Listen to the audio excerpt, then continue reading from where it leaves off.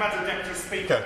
Like members on both sides of this House, I rely on our National Health Service for me and for my family, and our NHS has always been there when we needed it the most.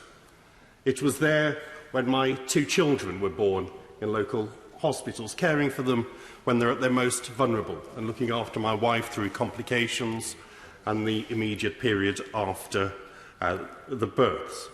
And then, at the start of 2017, it was there for me at a time when, rather unexpectedly, I became ill very, very quickly. I developed a severe septic shock.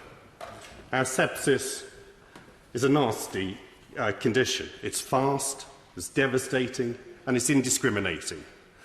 It affects people irrespective of wealth, of gender, and even of age. In my case, I came back to Parliament after the Christmas recess with a cold, as I think most members will be familiar with this experience.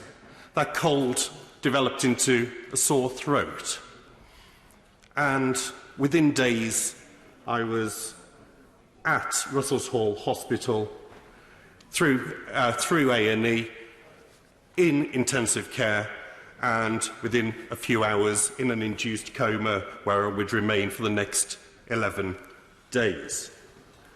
I received incredible treatment, incredible care from our National Health Service, from doctors, from nurses, from ancillary staff, from every single member of that team.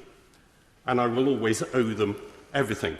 I was also incredibly lucky because at one point, whilst I was unconscious, the doctors had drawn my parents in and explained I probably had about a 10% chance of waking up from that coma. So even with the incredible skills and dedication of the staff at the hospital, know that there was also a huge amount of luck involved in pulling through. And of course, not everyone is as lucky.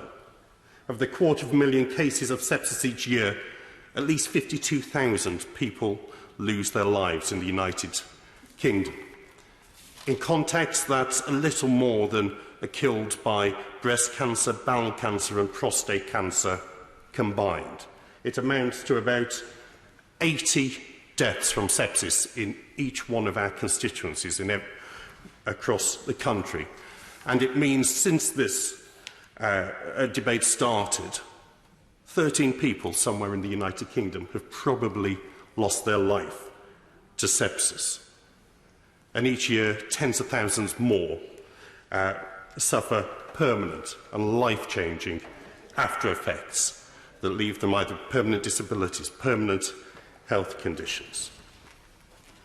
Now, a report presented to the European Society of Intensive Care Medicine last year found that between 1985 and 2015, sepsis mortality rates in Britain had not fallen as quickly as some other countries. There are many reasons, or contributory factors, that may have added to this. Some of this may be down to genuine differences in the way that sepsis is diagnosed and in the way that causes of death are recorded in the United Kingdom. And I would urge the Minister in this regard to consider, on top of obviously the rollout of the second generation of National Early Warning Score system, that we do need a national registry to properly measure the extent of sepsis, and so that we can have a proper measure of how effective we are in tackling the causes. Of course, it may also be down to some clinicians being slow to follow some of the new systems and procedures. We've seen this in my own local hospital, where I was treated so well, where CQC reports have made it clear that a culture of resistance to change has been a problem. And so we do need better commissioning levers to incentivise best practice.